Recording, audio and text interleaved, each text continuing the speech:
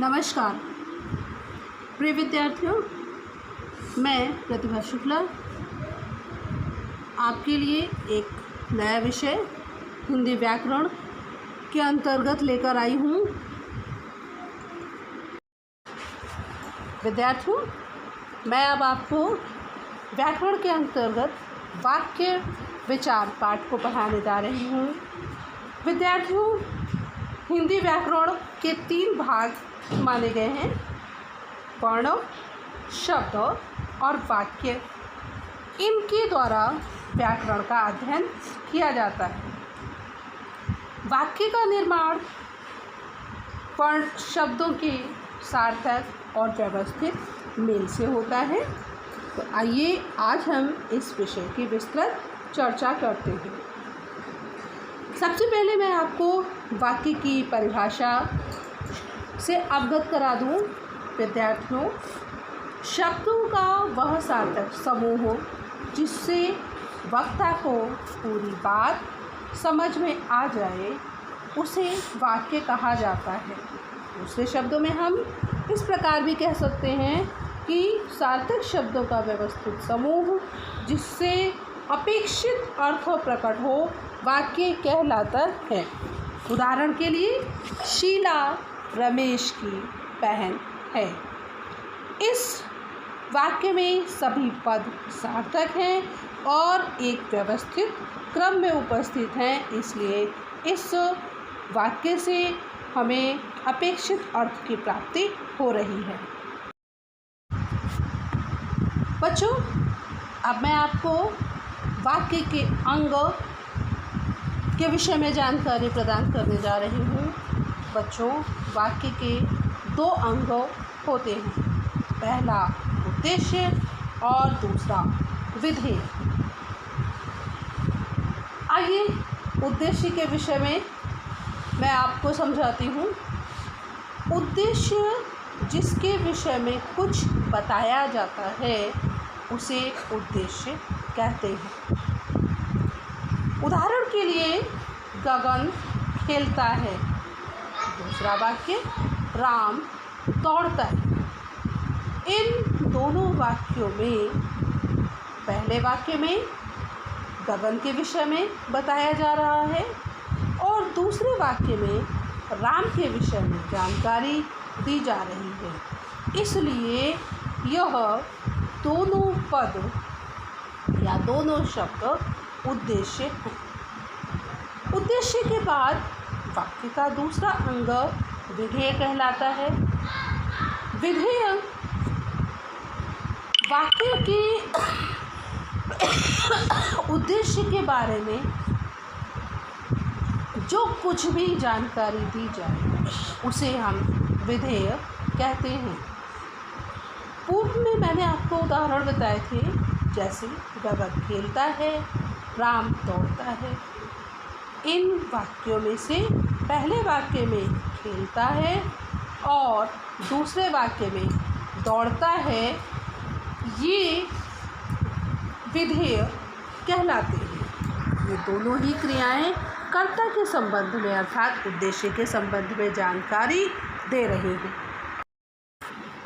बच्चों, अब मैं आपको वाक्य के गुणों के विषय में जानकारी प्रदान करने जा रही हूँ। किसी वाक्य की रचना के लिए जिन गुणों की महत्वपूर्ण भूमिका होती है वे इस प्रकार हैं: आकांक्षा, योग्यता, निकटता और क्रम। आइए क्रमशः इनके विषय में चर्चा की जाए। पहला गुण है आकांक्षा। आकांक्षा शब्द का तात्पर्य है जब एक शब्द को सुनने के बाद दूसरे शब्द को सुनने की इच्छा प्रकट हो। उदाहरण के लिए, जाता है। इन शब्दों को सुनने के बाद मन में ये इच्छा उत्पन्न होती है कि कौन जाता है। दूसरा गुण होता है योग्यता। सार्थक के साथ साथ प्रसंग के अनुसार शब्दों में अर्थ देने की क्षमता भी होनी चाहिए। ऐसे सार्थक शब्दों के द्वारा ही एक वाक्य का निर्माण किया जा सकता है। जैसे ऋषि को समुद्र की आग जला रही है। यहाँ इस वाक्य में समुद्र में आग का जलना बताया गया है, जबकि समुद्र में जल है और वह शीतलता को प्रदान करता है, इसलिए इस वाक्य से प्राप्त होने वाला अर्थ प्रसंग के अनुसार सार्थक नहीं है। तीसरा गुण निकटता का होना अत्यंत आवश्यक है। इन शब्दों में निकटता होनी अत्यंत आवश्यक है। बिना निकटता के वाक्य के द्वारा हमें सटीक अर्थों की जानकारी नहीं हो सकेगी। जैसे दशरथ के पुत्र राम थे, यहाँ पर दशरथ और उसके बाद के पुत्र राम थे। यहाँ पर जो खाली स्थान है, इससे ये पता चलता है कि शब्दों में निकटता का अभाव नहीं है, इसलिए यह वाक्य का सही रूप नहीं होता है। अगला वाक्य का गुण क्रम है, अर्थात शब्दों का एक तो व्यवस्थित क्रम में होना भी वाक्य की संरचना के लिए अत्यंत आवश्यक गुण है। जैसे खेलता है, मैदान वह में, इन शब्दों को जब मैंने उच्चारित किया तब ये क्रमबद्ध नहीं है।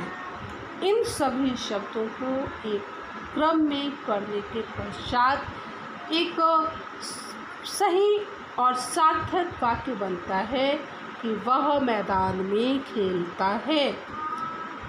तत्पश्चात हमें जब इस वाक्य संरचना से सही और सटीक अर्थ की जानकारी होती है। विद्यार्थियों, इस तरह वाक्य संरचना के लिए और अपने विचारों की अभिव्यक्ति के लिए शब्दों का क्रमबद्ध और व्यवस्थित रूप में प्रयोग करना अत्यंत आवश्यक है। बच्चों, मैंने आपको वाक्य के संबंध में विस्तृत जानकारी कराई। अगर आपको मेरा ये वीडियो पसंद आए तो आप मेरे वीडियो को लाइक करें और मेरे चैनल को सब्सक्राइब करें। धन्यवाद।